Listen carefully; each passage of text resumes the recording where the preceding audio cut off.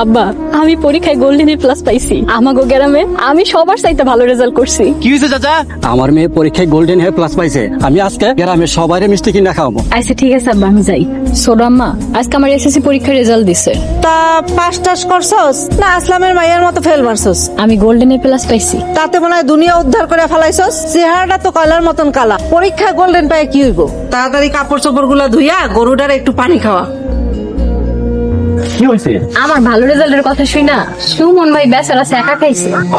একাই খাইছি। তুমি যদি খালি ফেল করতা, আমি সারা গ্রামের মানুষের কাছে মিষ্টি বিলায় তোমার আব্বার কাছে গিয়ে বিয়ার প্রস্তাব দিতাম। এখন আপনার লেগে কি আমি পরীক্ষায় ফেল করবো নাকি? তুই কোনো চিন্তা করিস না বাপ, আমি তোর লাগিয়া সুন্দর দেখে একটা মায়া বিয়া করাই দিব মনে। দরকার নেই চাচা। মায়া আমার এত ভালো রেজাল্ট করছে, ভাবতাছি কলেজে ভর্তি করাই দেবো। কলেজে ভর্তি করাই দিবেন মানে? কলেজ তো মেলা দূরে, এখানে যাইতে যাইতেই তো লাগবো গাড়ি ভাড়া ডেইলি 100 টাকা, হাত খরচ, বইপত্র, মাস্টারের বেতন। আমাগো মতো গরিব মানুষের পক্ষে কি এত খরচ বহন করা সম্ভব? তার চেয়ে ভালো মাইয়ারে বিয়ে দিয়ে দেন। তুমি সব কি কইতেছো? আমি ঠিকই কইতেছি। আমি যে ওর সৎমা বললে এই কথা কইতেছি তা না। ও যদি আমার নিজের পেটের মাইয়া হইতো তাও আমি একই কথা কইতাম। কি ব্যাপার রমজান ভাই, আপনি মেয়ের ডাকেন? সাজেদা, মায়ের এখানে নিয়ে আসো।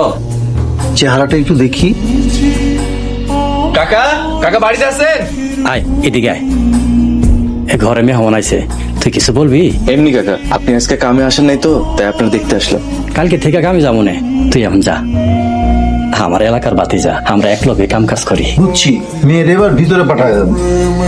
ভাইজান, আমরা বাসায় গিয়া চিন্তা ভাবনা করে আপনার জানান নেই। মাইয়া কি আপনাকে পছন্দ হয় নাই? আরে দূর মিয়া, আপনি কইছেন মাইয়া একটু শ্যামলা, আইসা তো দেখি পাইলার তলির মতো কালা। মাইয়াটা দেখতে একটু কালা, তবে মায়েরা কিন্তু অনেক ভালো। গরিবের মাইয়া কিন্তু সাংসারিক মাইয়া। আরে রাহেন তো মিয়া, এরকম কালা মায়া বিয়া করলে বৌনিয়া লজ্জায় বন্ধু বান্ধবের সামনে যাইতেই পারবো না। তাছাড়া আমাকে আত্মীয় স্বজন আছে, এলাকার লোকজন যা তা কইব। আব্বা চলেন তো, এই চিটার ব্যাপার ঘটকের পাল্লায় পইরা আমরা সময় আর গাড়ি ভাড়া দুইটাই নষ্ট হইলো। চলো।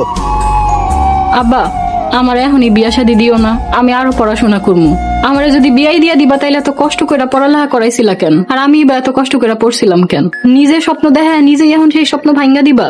মারে, আমি তো গরিব মানুষ, আমার যতটুকু সামর্থ্য ছিল আমি ততটুকু তোরে পড়াইছি। এখন আমার বয়স হয়েছে, এই বয়সে তোরে আমি কলেজে পড়ানোর মতো সামর্থ্য নাই রে মা। মেলা দিন তো হয়ে গেল, কোনো সন্ধান পাইছো ভাই? আমি আপনার মাইয়ার ছবি 15-16টা পাত্রে দেখাইছি, সবাই খালি কয় মাইয়া কালা। আমার মায়া কালো বলে কি বিয়া দিতে পারবো না? দিতে পারবেন, তবে কিছু যৌতুক লাগবে। রুকাইয়ারে আমার লোকে বিয়া দিয়ে দেন। কি কইতেছস? আমার যৌতুক টুতুক লাগবে না চাচা, আপনার শুধু মায়ের দিলেই হইব। কিন্তু আমার মায়া তো তোরে মনে পছন্দ করে না। যদি পছন্দ করতো তাইলে তো আমার মায়া আমারে কইতো। আচ্ছা ঠিক আছে, তুই যখন কইছস আমি পরে ভাইবা দেখবো না।